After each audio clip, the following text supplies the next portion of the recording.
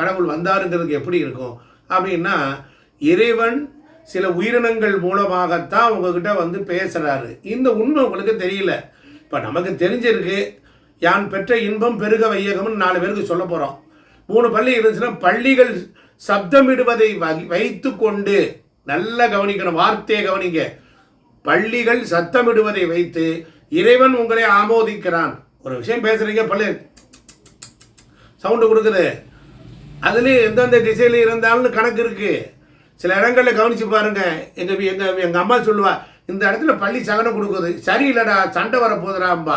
அன்றைக்கி சாயங்காலமும் அடுத்த நாளே சண்டை வருதுடா. அன்றைக்கி சொன்ன பற்றியாடா இந்த பள்ளி இந்த இடத்துல சவுண்டு கொடுக்குறாரா அப்படின்னு. எங்கள் அம்மா என்ன சொல்லுவா, அதையும் சொல்லுவா, அப்படி இப்படியெல்லாம் கொடுக்குறிய, நல்லதாக இருந்தால் நல்லது கொடும்பா.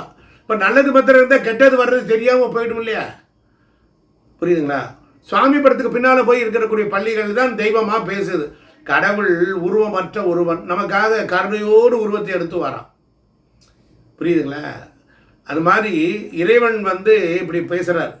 அதே போல் ஆந்தை பறவை காட்சி, ஆந்தை பார்க்குறோம், பார்த்தா அதை நமஸ்காரம் பண்ணணும்.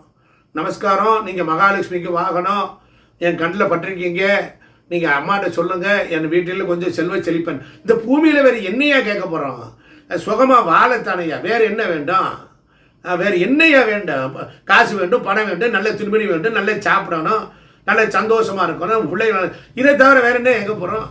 கடவுளுக்கு வேறு என்ன வேலை? இதுதாங்க வேலை. அப்புறம் என்ன கேட்பான் இவன்? என்ன கேட்க போகிறான்? கடவுள் நீ வா என் வீட்டில் உட்காரு அப்படின்னு கேட்க போகிறான். ஒருத்தருக்கு அந்த மாதிரி கேட்க தெரியாது. நீ சாமி கும்பிடும்போது கடவுளுடைய உருவங்கள் இப்படி எல்லாம் இருக்குது. மகாலட்சுமி இந்த ஆந்தை வாகனத்தில் தான் ஏறி போகிறான். அப்படியா சாமி?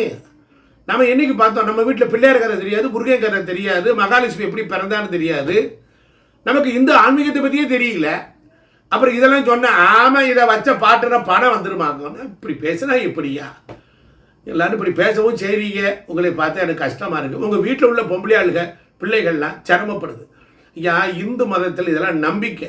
என் மனுஷன் எப்படியா வாழ்வியா? எதையாவது 4 காசு 4 நாள் அதை பண்ணால் வராதா, இதை பண்ணால் வராத தானே தவிக்கிறேன். அதனால் இதெல்லாம் இருக்குது, கடைப்பிடிங்கய்யா. அதே மாதிரி ஒரு நாய்க்கு சாப்பாடு, வழியில் நீங்கள் ஒரு பக்கம் போகிறீங்க, வழியில் ஒரு நாய் சாப்பிடுது, சாப்பாடு ஏதாவது ஒன்று கவிக்கிட்டே போகுதுன்னு வச்சுக்கோங்க, அற்புதம். பைரவரை போய் கும்பிட்றீங்க, பைரவர் நாய் வாகனத்தில் இருக்கிறாரு, கும்பிட்றீங்கள, அப்போ என்ன ஆகும்? ஒரு நாய் இன்னொரு நாய் இணைந்ததை போல் காட்சி கொடுக்குது. அப்போ திருமணம் நடக்க போகுதுன்னு அர்த்தம். திருமணத்தில் ஆண் பெண் சேரணும், அவளை அதை கலவி தானே, அது இதை காட்டுது.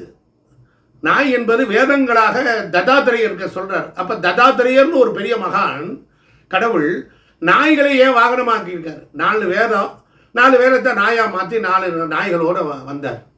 அப்போ எல்லாம் புனிதமானது தானே. மனிதனை வச்சுருந்தாரா? அப்போ நம்மளை விட நம்ம வீட்டில் வளர்க்கக்கூடிய பிராணிகள், நம்மை சுற்றிலும் இருக்க இயற்கையில் இருக்கக்கூடியவைகள் எல்லாம் ஏதோ ஒரு வகையில் இறைவனால் ஆசீர்வதிக்கப்பட்டவை தானே, உயர்ந்தவை தானே. இப்போ அதெல்லாம் பார்க்கும்போது எப்படி இருக்கும்? இதெல்லாம் விளக்க சொல்லும் போது தான் தெரியுது. முருகன் கெட்டவர்களுக்கே நல்லது பண்ணான், துஷ்டர்களுக்கு நிக்கரகம் செய்து சிஸ்டர்களுக்கு பரிபாலனம் பண்ணான். சூரபத்மனை என்ன பண்ணான்? தான் காலுக்கிட்ட வச்சுக்கிட்டான். கெட்டவனையே காலாக்கி அவன்கிட்ட இருக்க திறமையை பயன்படுத்தி அவனை காலுக்கிட்ட வச்சுக்கிட்டான். நீ இரு, சேவலும் மயிலுமா இதாக வச்சுக்கிட்டான். உண்மைதானே?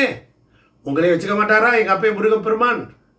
அதனால் ஆறுமுகம் ஆனபொருள் ஈயருள ஆதிபராசக்தி சிவபரம்பொருளே. அதனால் இதெல்லாம் நீங்கள் எல்லாம் கேட்கணும், அறிவுபூர்வமாக சிந்திக்கணும்.